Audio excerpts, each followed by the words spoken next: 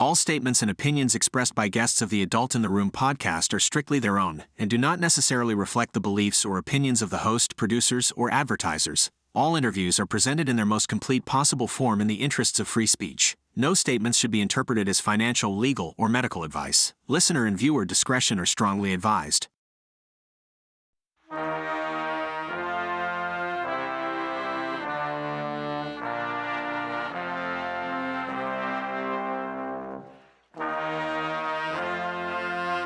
It's the Adult in the Room podcast with Victoria Taft.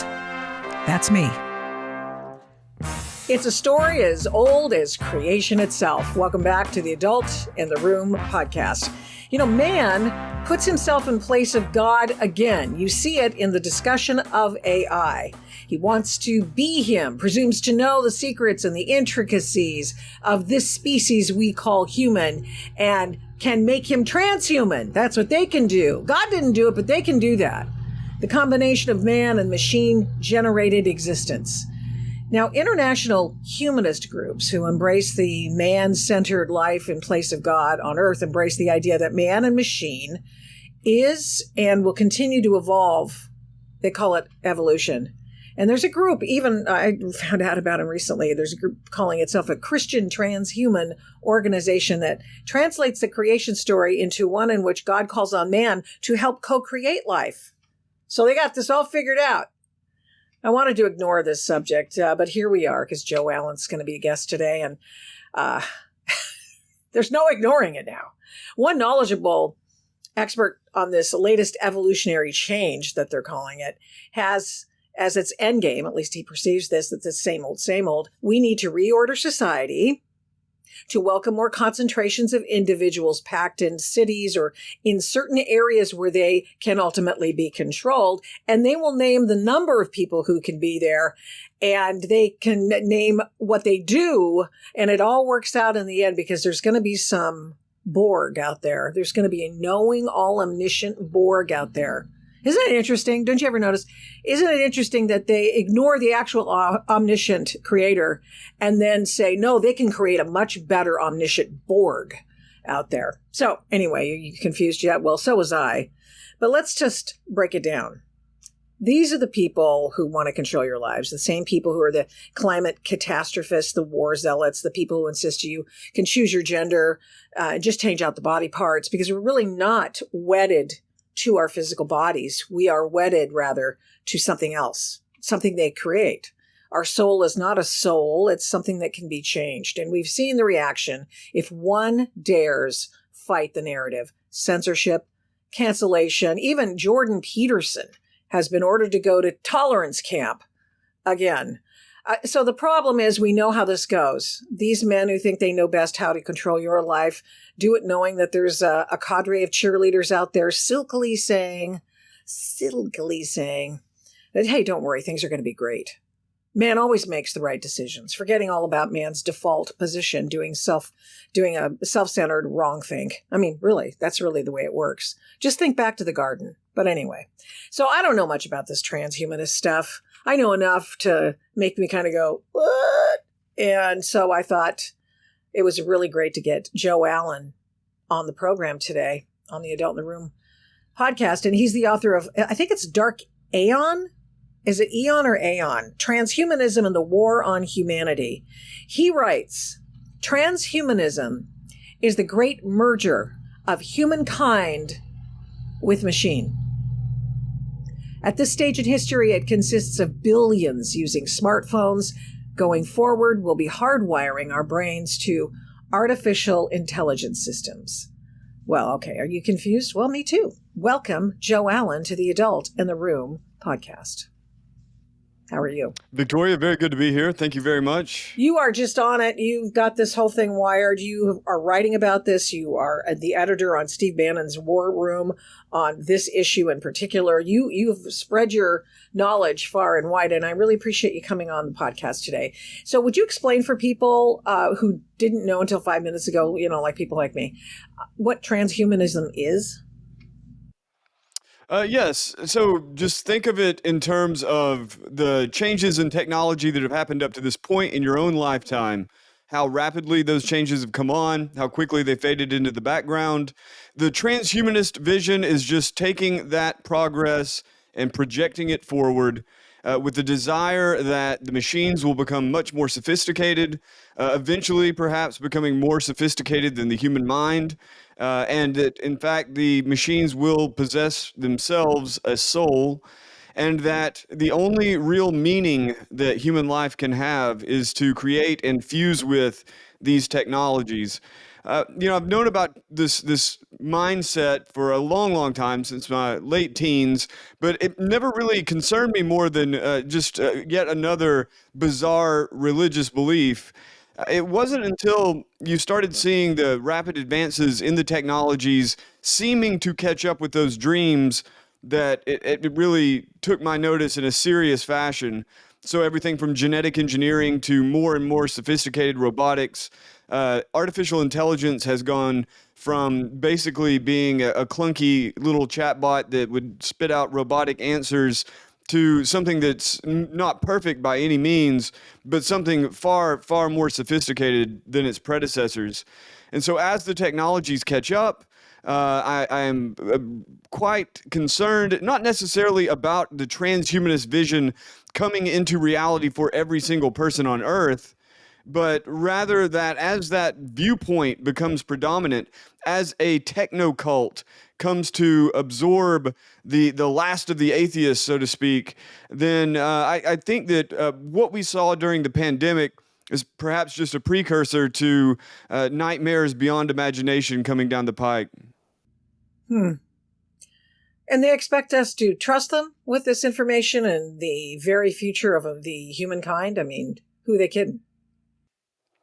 I think a lot of people do trust them. And, we're talking about a lot of different factions. It would be easier to describe if it was, say, one cabal of transhumanists. Even the word transhumanism gets sticky. We won't go crazy on it, but sorry, I've got the robots are summoning me from the background here. Yeah, so just to give you some indication of what the future will be like, mid-sentence, every 10 minutes, the phone will ring. Only it'll be in your brain through the trode in your head. Really, this idea of transhumanism, it's a very, very specific school of people. It was first coined in the 50s. I mean, we're talking about an old idea, but the core thesis is, again, that human beings will transcend what it means to be human, and they will do so through science and technology. This would have, again, seemed quite bizarre. Even in the 50s, it was a very, very minor movement because it sounded so fantastical. But we now live in a world in which it's very, very normal for any human being of any age to carry a smartphone around with them, to pour their most intimate thoughts into it, to allow this device to track their location, to track their spending, to track their desires, to track their vulnerabilities, to track their political opinions. All of these things, to the extent that one, without any guards in place whatsoever, pours their personality into the smartphone, it allows for fine-grained surveillance of the individual should that individual become of interest. But for the most part, the real significance is that you have billions of people who are on surveillance networks that are able to really get a sense of what the mentality of a population is writ large in the aggregate. That is God-like power. That's the kind of power that only the dreamt of gods of even a few centuries ago would have ever had. That was the only entities that would ever have such a power attributed to them. Now, anyone who has actually sufficiently advanced artificial intelligence, even on their own, outside of government agencies or corporations, can do something like that. And within those corporations, say Google or Meta or the NSA, or the CIA for that matter, all these organizations have very sophisticated surveillance sensors, very sophisticated algorithms to rake it over.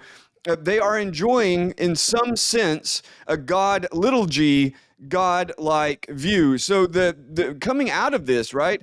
Transhumanism is at once a declaration that human beings will become gods by way of technology, and not necessarily gods floating in the air. Although I guess with hover packs maybe that's possible. But just the powers attributed to gods, the powers of knowing what cannot be known of another person at a distance, communication at a distance, mass influence at a distance without actually having to be present, the construction of reality around people's minds, the ability to destroy an entire city from across the world. Those are powers that are talked about in mythology of all sorts. Up until the 20th century, that's all they were mythologies or sacred stories.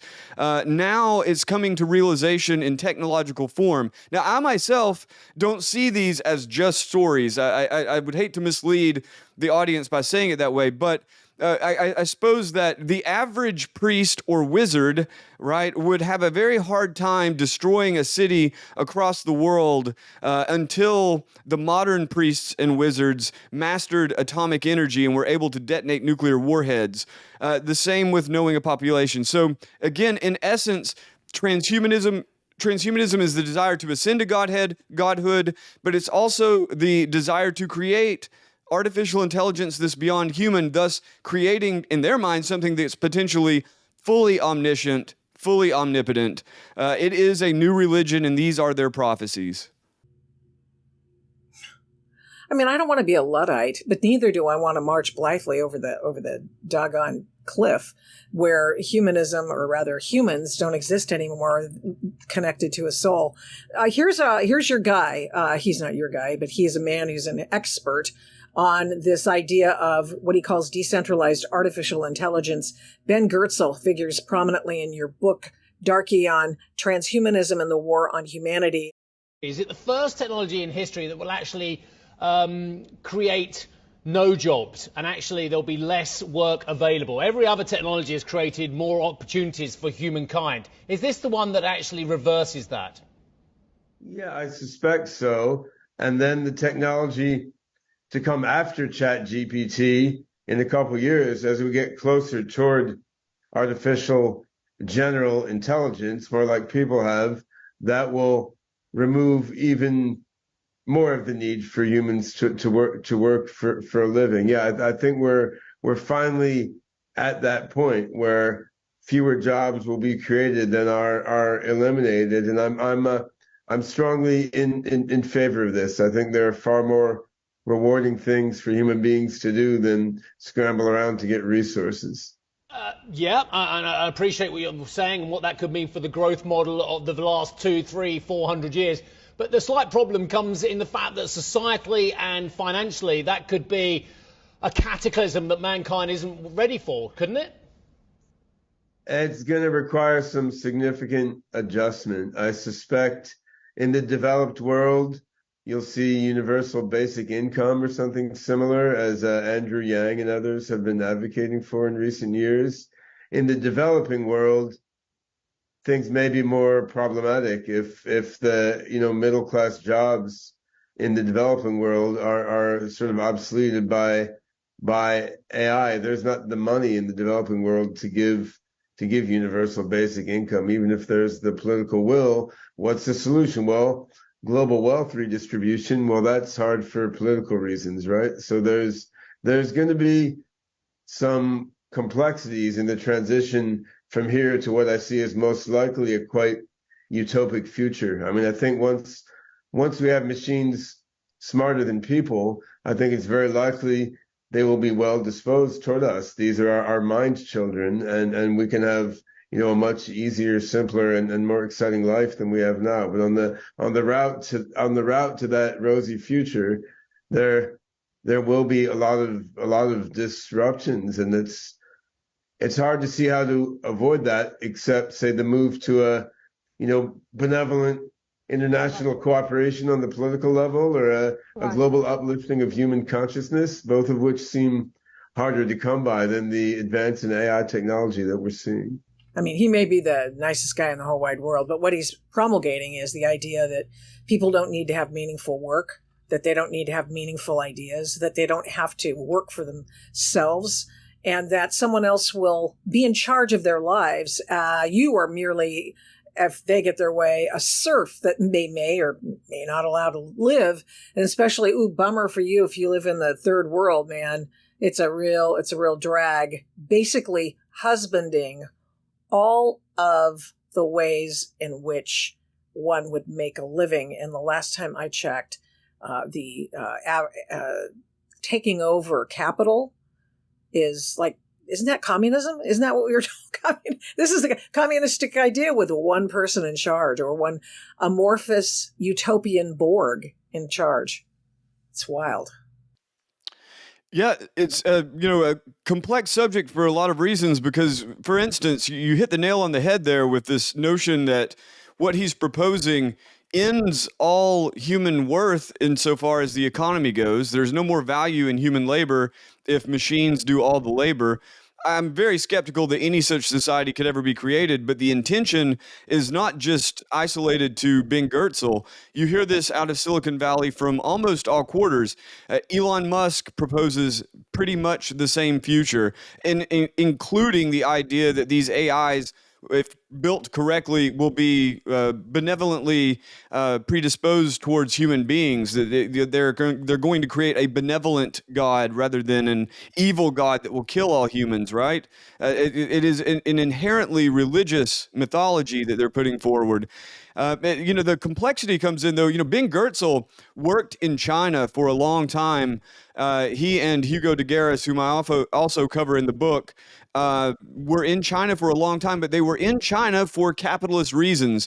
They could not get funding for their work in the U.S., so they went to China where they could get lavish funding. And share the IP. That is pretty much inherent in anything that goes on in China. So, yeah, but both of them spoke out against China quite loudly. In fact, Hugo de Garis may not be able to return to China because of his criticism of the communist hang-ups and the sexual repression and the repression of free speech. And, Ben Goertzel says much the same, that he would love to see China become a democracy, but both of them believe China will surpass the U.S. They clearly don't Sorry? believe. They clearly don't believe in democracy. This obviates the need for democracy. They're a utopian Borg-like existence made by where the rules come from an ethereal, somehow all-knowing, omniscient creation of these men. Yeah, it's well, I would say that it's probably in their minds a kind of pathway. So at present, Goertzel is very anti-government insofar as regulation. He's very pro-capital. He's very libertarian for the most part. But it's exactly what you're saying. It butts up against the ultimate vision. The ultimate vision is one in which it's not necessarily authoritarian in their vision. These visions, these dreams, these prophecies vary from sect to sect, right? If you think of it that way.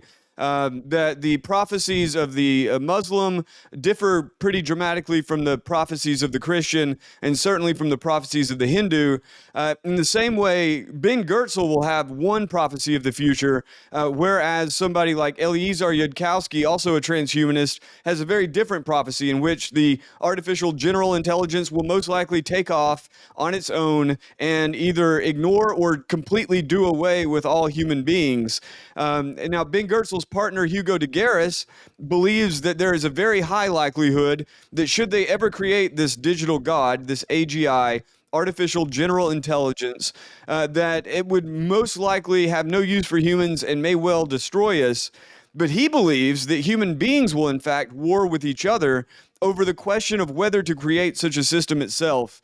Again, all of this would seem, when de Garis put this forward, it was 2005, and in the years prior, and in his book, The Art-elect War.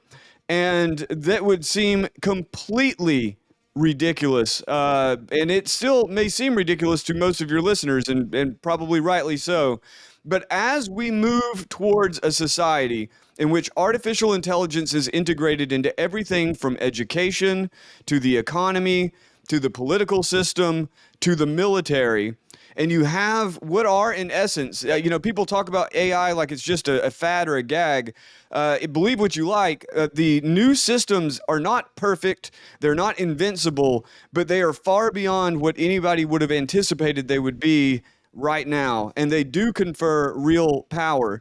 And so as we move forward, unless this just freezes here and there's no more progress to be made technologically, then these technologies will become more powerful. And most importantly, the people who hold these technologies up as the highest power in the universe, they will be more influential. They will be more powerful than they already are, because these are the wealthiest men on earth we're talking about. We're talking about Elon Musk. We're talking about Mark Zuckerberg. We're talking about Jeff Bezos.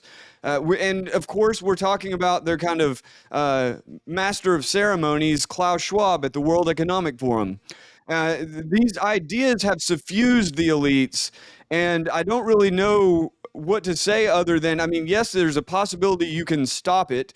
I wouldn't bank on it. To me, I think it's best to figure out how we are going to compete in a world in which the economy is either heavily saturated with or perhaps dominated by digital interests, digital powers, and a techno-religion that presides above it. Yeah, it's just another religious philosophy. And it's sort of like the difference between corporate farming and organic farming, in some ways. One's real, one's just a facsimile and it produces some nice stuff. But eventually some people believe that it's not so good. I mean, notwithstanding, I have farmer friends. So here's a sort of I love that analogy. That's spot on. Spot on. I'm new to this whole thing, honestly. I mean, I've seen a few things, and I know Elon Musk, for his part, has said that we need to we need to capture this and to make sure it's a force for good. Otherwise, it's going to get out of control. We already know it's going to get out of control, because guess what? The actual the focus of mankind has always been to do the wrong thing. Watch a toddler, watch him do the wrong thing. Watch him disobey. I mean, every single time. You need to have rules, and you need to have rules of conduct. You need to have rules of conduct in a civil society. This does not, neither of those things. The only way that you would have as some sort of a governor on that is to have police powers, and they'll do that. And that's why, and it's always, and tell me this, it's always, it always redounds to population control. Well, he says, our Gertzel guy, he says, well, it's going to, there's going to be some conflict there. Well, what do you think that means? In communistic societies, people always die. 100 million people died in the 20th century from what? Communism. You just look it up. Now, you don't think any fewer than that would die in an AI-inspired religious world, now, do you? Now, I want you to think about that for a second. And we're going to go to a clip from one of my favorite television shows of all time, Silicon Valley, and how this sort of feedback loop occurs in this small bubble of people. Fiona, what's 12 times 157? 12 times 157 is 1,884. So cool. Wait, is she right? Hey, Siri, what's 12 times 157? It's 1,884. Oh, no way. They're talking to each other. They're in a bubble. They don't think from first principles. Am I right? I would say that their first principles are just differ from ours dramatically. So in the book, I trace the origins of this way of thinking, this way that, like, why would it be that someone would come to the conclusion that digital technology could be godlike, that it could make human beings godlike, that it should do any of those things.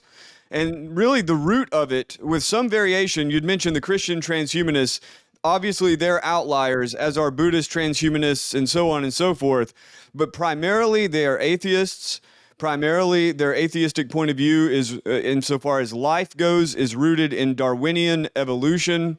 In Darwinian evolution, you have cooperation and competition, and the cooperation typically, or almost universally, cooperation is for the purpose of competition with someone else, some other species, or rivals within your own species. So this idea of kind of nature red in tooth and claw with a little bit of hand holding, I think is at the core of this. In fact, I'm certain it's at the core of it because these are the statements of the people whom I've made a study of. I've done my best, in fact, to try to let them be channeled through the work, let them speak for themselves. In the end, what they're looking at is twofold. One, how human beings compete biologically with each other and also with other organisms in nature or natural forces. And then also how technology affects that. Now, I don't dismiss some of the elements of their argument insofar as competition and bloodline. I think the basic idea of Darwinism is just simply that one bloodline will reflect the previous bloodline, and if you reproduce successfully, your bloodline will be present in the next generation, and that will continue on and on and on until an unknown time. If you do not reproduce, your bloodline will not be in the next generation. And I think that that's pretty much, unless you imagine human beings poofing into existence out of nowhere, that's pretty well established. So in that paradigm where what we see, what life is created by a winnowing away, a kind of hand of death, raking over the biosphere, taking out the unfit, removing the weak, seeing that occur as powers compete against each other, and seeing the way in human culture that technology enables one power to dominate another. Beginning with those first principles, they just look forward into the future. In fact, you only have to look around right now. Who controls the information going through the system? Who controls the sophisticated weapon systems on Earth? Who controls the finance? Those questions can be readily answered, and what you see is technology enabling those who have ownership of it and who are in command of it far more evolutionary advantages, so to speak, to see themselves succeed and then, of course, see their children succeed, so on and so forth. Playing that forward, transhumanists just see the technology continuing to advance, human beings linking to it. This includes Elon Musk, by the way, for all of his talk about creating a happy-go-lucky AI that loves everybody. The ultimate idea is that once that's created, it will outcompete the other ones. And those human beings who have attached themselves to that system will outcompete other human beings. You don't even, literally none of these guys talk about active depopulation. That sort of conversation really went away in the 70s and 80s as, they softened the rhetoric. Now they speak of it in terms of more just general economic competition and biological Darwinian competition. But the same idea is implicit in it. If you do not adapt to this new digital ecosystem, you and yours will be removed. Not by human will, it's nature. It's just nature that does it. Nature allowed us to create these devices. Nature somehow made you so stupid you wouldn't adopt them. You wouldn't take the trode in the brain in the most extreme. And so therefore nature will do away with you and any possible descendants you would have. That's the narrative cultivated, and it is implicitly genocidal on a biological level, on a cultural level, and on a spiritual level. It is the declaration that those things which are obsolete will be removed, and those things which are more complex, more intelligent, more advanced, more effective will be sustained, will survive. Implicit in that is the disappearance of those who are obsolete. And while you and I are doing a pretty good job of adapting as we fuse to our devices here to communicate with each other over invisible electromagnetic waves, I would say that the extremes that these guys are talking about, everything from brain-computer interfaces to robot companions such as Sophia, to genetic engineering, to, in some cases, they don't advocate it, but they talk about the possibility of it, forced eugenic policies and forced genetic engineering on humans. And I think that seeing countries like China that is a very real possibility. And so, in the end, for the predominant strain within transhumanism, within posthumanism, and within accelerationism, different ways of looking at the same problem of a techno-religion holding up technology as the highest power in the universe, in the end, they are all implicitly or explicitly genocidal, and we get the fuzzy end of the lollipop stick on that one. The virtual human that is the avatar of this movement, to a lesser extent, but they trot out Sophia all the time to do a dog and pony show for the humans.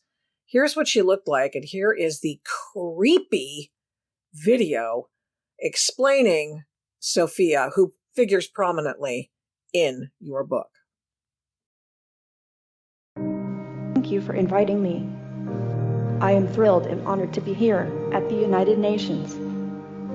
The UN is one of humanity's greatest accomplishments, representing a democratic union of nations that are working together for the benefit of all.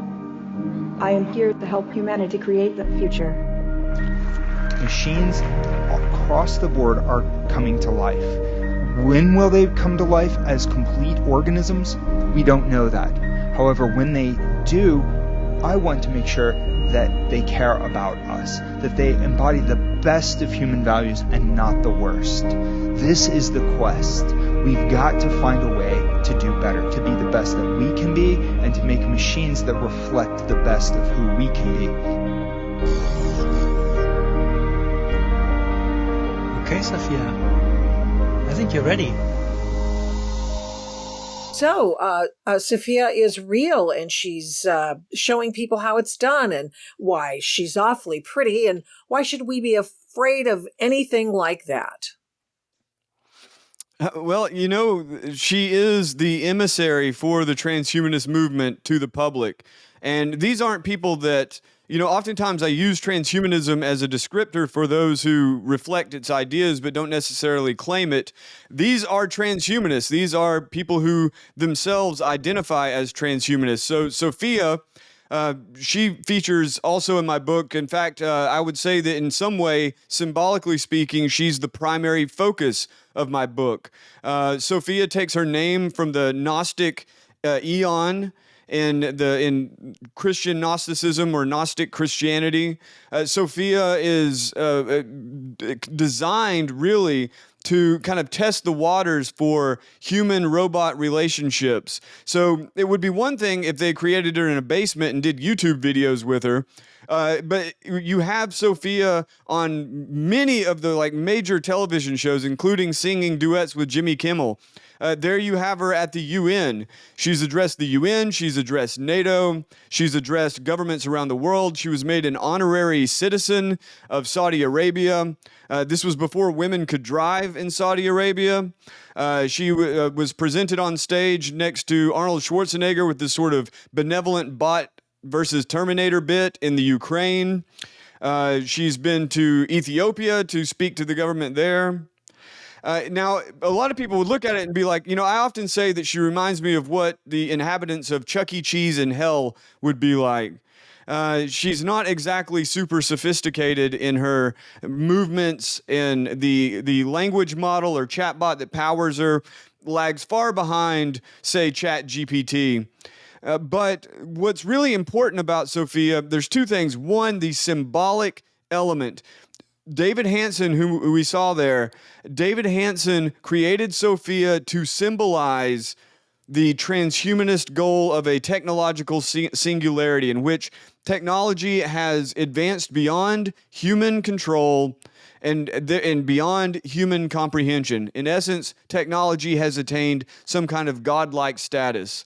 She also represents the appearance of a new life form on Earth, right? So these guys, not all, but many of them, see the rise of artificial intelligence, of robotics, even of synthetic life forms as being a new life coming up among the plant and animal kingdoms. And so the idea then is that she is to be the introduction to humanity of this new life form, to declare her benevolence, right?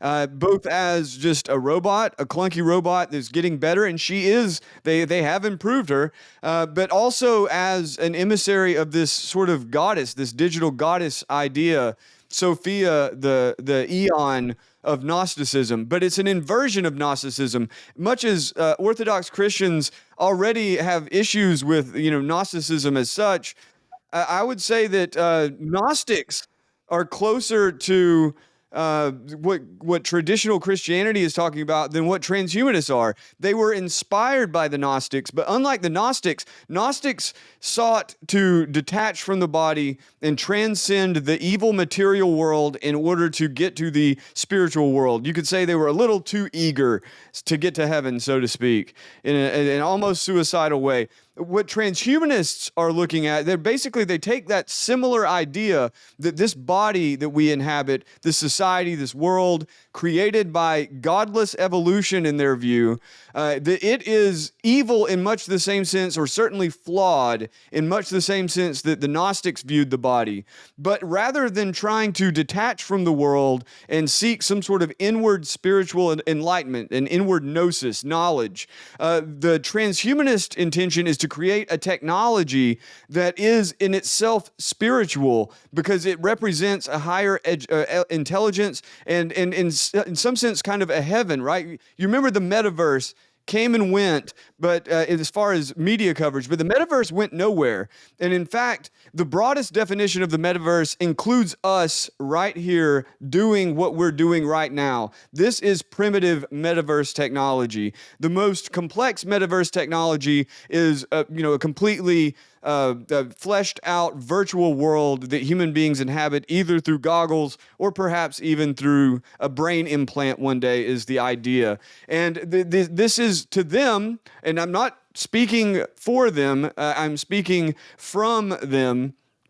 Many of them see this as like the creation of a digital heaven or a digital astral plane, so that what they believe never existed, they believe that all the stories of old are just stories, but their intention is to bring it into reality so that you have God, an AI, right? An artificial superintelligence or general intelligence. You have heaven, which is the digital realm, the metaverse, the virtual world. You have human uploads, the spirits or the angels, people who have copied every aspect of their personality into the digital sphere, not unlike what we are doing right now, at least in a tiny strain, but the whole of it, so that it can then, those souls inhabit this virtual heaven. And then below that, you have kind of the warrior angels, right? You have all the sort of autonomous death machines we see coming online right now, such as, say, drone swarms. You have physical instantiations or incarnations of these digital minds. These are the robots. And, at the core of it all is this human urge. Some would say it's a Luciferian urge to storm the heavens ourselves and to insist upon our own godhood, to chase after the most beautiful and intelligent angel in a desire to be like him. And I think that all of those, yes, they are in some sense mythologies, but I don't believe that these are meaningless mythologies, nor do I believe that these stories of God and Satan reflect nothing. I think that these are stories that have been told to us to describe a reality that is beyond words. Transhumanists want to make it into something tangible. Transhumanists want to make it into something physical, something that can be touched, so to speak, and something that they believe will exert power over every aspect of human existence and all life on earth. Whether they come close to actually accomplishing that, who knows? Again, communism didn't take over the whole world, but as you mentioned, communism killed 100,000 people, 100 million people, and enslaved many, many others, and wrought all sorts of, they wreaked havoc across the planet, as did fascism in a quick, brief flash. And I would also argue that in many cases, theocracy has done the same across the planet, inspiring a lot of cruelty from one human to the other.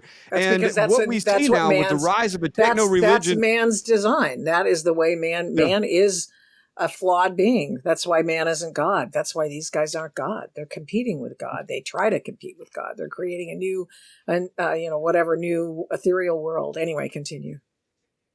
Just to say that, unlike, say, or maybe very much like, let me give one example from the Bible that has always struck me.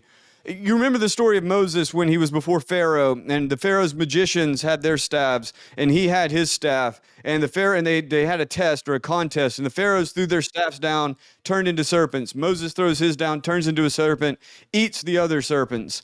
Something that always struck me about that story, and many other similar stories in the Bible, the Pharaoh's magicians weren't charlatans. Their staffs turn into snakes. That's pretty good.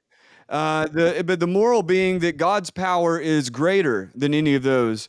And so now what we face, they definitely, tech companies, tech moguls, tech boosters, they're always overhyping things.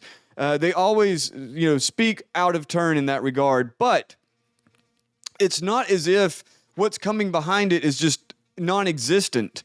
So anybody who says that, the internet, you could have, in 1995, all of the internet could have gone out, and most people would just shrug of the shoulders. They wouldn't have noticed. They wouldn't have cared. Now, if the internet goes out, it's an apocalyptic event. The same thing could very well be true of the radical technologies they're talking about right now, which if artificial intelligence went away today, you probably wouldn't notice too much.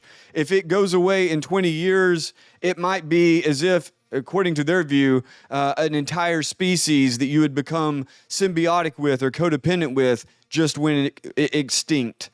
This is the future they want, and it's also, I think, up to an approximation, it's already being realized.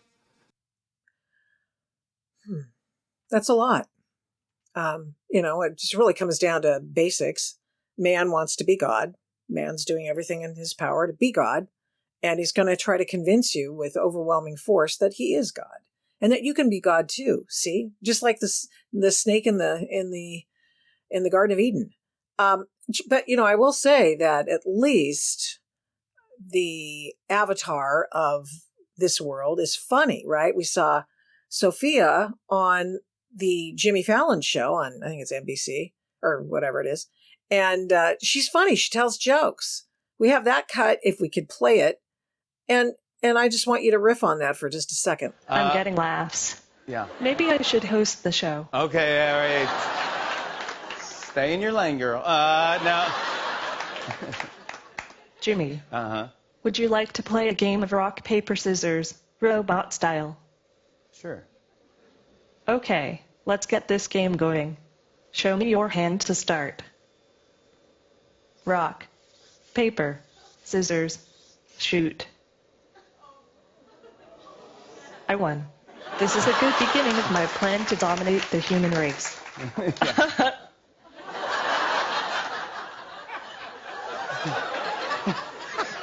Yeah, so we've got there. I think I called him Jimmy Kimmel earlier. They're that interchangeable. Yeah, right. Yeah. We got Sophia and Jimmy Fallon there. I think they went on to sing a duet, if I recall correctly. Maybe Sophia, just a big old goofball. It's not like Sophia is gonna be waiting outside your house to beat you with a bat. Sophia ultimately, doesn't pose a threat, theoretically. She's just a clunky robot who oftentimes says really silly things in response to questions. And really, in the beginning, most of her responses were totally scripted.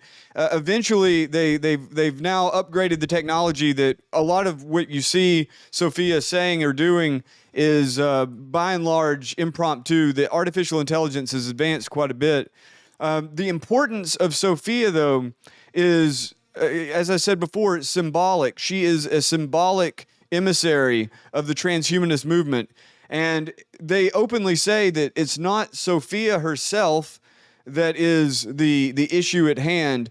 It's all of the technologies that she represents. That is the issue at hand. She is quite literally, you can see it in my book from their own statements, quite literally a symbolic religious being, right? Like she is meant to be an icon that captures people's attentions in the same way that an icon of Mary is intended to direct your attention to Mary, or an icon of Jesus is intended to direct your attention towards Jesus. It's not the icon itself, right? The icon itself is just a picture, but it's the reality beyond the icon. That is the purpose of the religious icon. Well, Sophia is just a somewhat finely crafted and talking icon intended to represent the arrival of an AI god.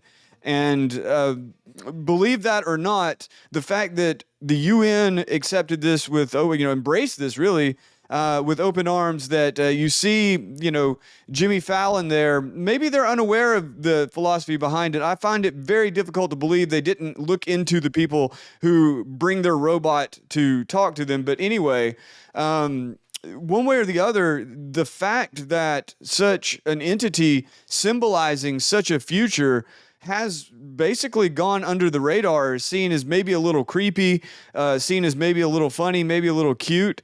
I think that if you are concerned by the effect that the internet has had, for instance, on children that you can readily see have been damaged by it, if you are at all concerned by the surveillance state that was openly declared after 9/11 and has only become more and more all-encompassing, and if you care about, what you brought up at the very beginning, the devaluation of human beings in favor of automation, and if you care about the demoralization of human beings in the face of automation, wherein human beings feel they have no worth and they have ultimately no future, and the idea that you could somehow direct the natural desire for you and yours to have a future over to machines so that you could be satisfied that what Ben Goertzel there called mind children, taken from Hans Moravec, that these mind children would be sufficient meaning for your future.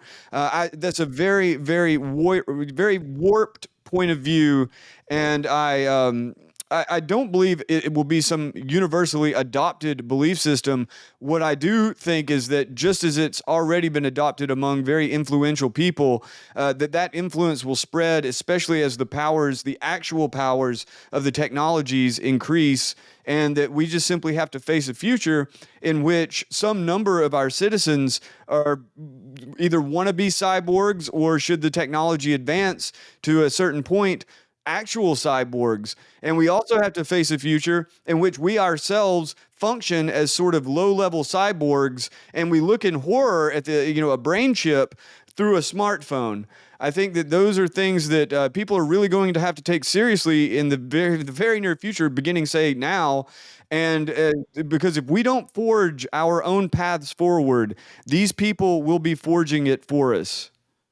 Humanity, the soul, separated from the body, which has happened in law for women, and with an entire cadre of people who insist that men can be women, women can be men, with just willing ourselves to be, with some external changes. These, and then being, for example, during COVID, this was something that happened to me, having a bunch of people surround you and shake their finger at you for failing to wear a mask and telling you that you're a horrible person. Pretty soon it's going to be your neighbors for failing to acknowledge that their favorite cyborg is on equal footing with the human next door. It is frightening. And Joe, thank you so much for writing the book, Dark Aeon, Transhumanism and the War on Humanity. It is nothing less. Thank you. Thank you very much, Victoria. And I really hope that, that you and your audience will find something of value there. My intention is to give a roadmap of possible futures and inspire you to create one completely different from what's being presented there. And I think that it's every bit in our power to do so. So I hope it's of value. Thank you very much. Thank you. Thanks for listening to this episode of the Adult in the Room podcast. To keep the programs you like to listen to, please rate this podcast with a fantastic 5 stars on your Apple Podcast app. every time you listen. And give me a great review. Plus, of course, subscribe to the podcast. It makes a difference with the big tech algorithm and the big tech oligarchs, and it makes us easier to find. Please get in touch with me on all the big tech stuff. Yeah, we're still there. Using the names Victoria Taft or the Adult in the Room podcast on MeWe, Parler, Minds, Facebook, Twitter, and Instagram. Thanks to 1ACast for imaging, editing, and production. The fantastic song is Gospel by the March 4th Band of Portland, Oregon. Music for Antifa versus Mike Strickland is Ride or Die by Raps by RC. The Adult in the Room podcast is also a production of Flamingo Road Studios. Remember, head up, heart out, and strive to be the adult in the room. Till next time, mischief managed.